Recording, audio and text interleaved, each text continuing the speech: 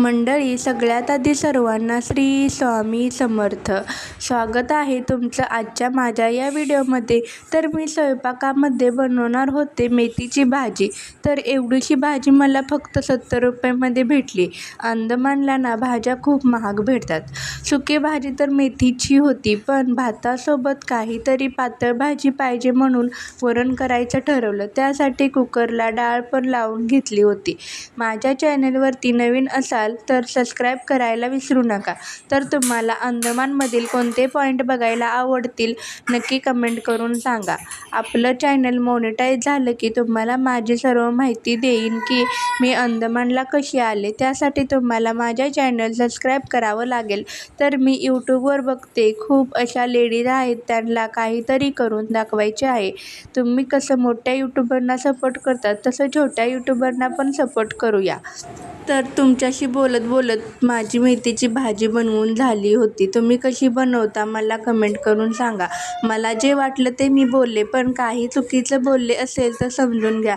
तर जामून बनवायचे चालू होते. मला पहिलं गोड आवडत नव्हतं, पण आता असं सारखं काहीतरी गोड खावं वाटतं. कशामुळे होत असेल असे काय माहीत. तर मंडळ, मी तुम्हाला मागच्या शॉर्ट व्हिडिओमध्ये सांगितलं होतं की अक्षतला आम्ही दवाखान्यामध्ये घेऊन गेलो होतो, हॉस्पिटलला, आयुर्वेदिक. अक्षतला बालदमा असल्यामुळे ना त्याला सारखा कफ होतो. मला तर काहीच समजत नाही की काय करायचं म्हणून. तुमच्या ओळखीत एखादा डॉक्टर असेल तर मला कमेंट करून सांगा की अक्षतचा त्रास थोडाफार तर कमी होईल. आणि ना त्याला एवढा त्रास होतो ना, सारखा सारखा कफ होतो. 15 दिवसाला त्याला दवाखान्यामध्ये घेऊन जावं लागतं. त्याला ना दुसरं काही होत नाही, फक्त कफ होतात. सगळे एवढ्या फास्ट बोलत माझी तोतरीच वळायला लागली बाबा. तर जामून ना मी पॅकेटच्या पिठाचे बनवत आहे.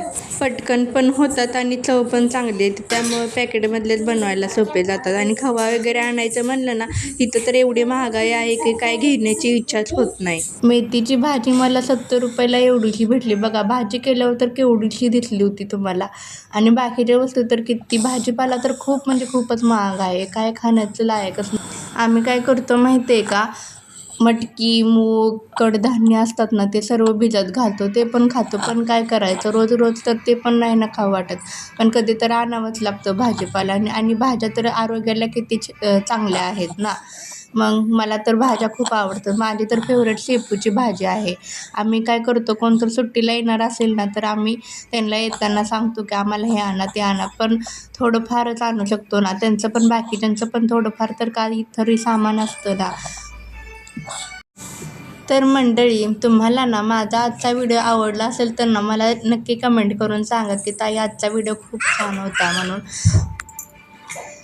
तुम्हाला माझे व्हिडिओ आवडत असतील ना, माझ्या चॅनलला सबस्क्राईब करायला तेवढं विसरू नका बरं का.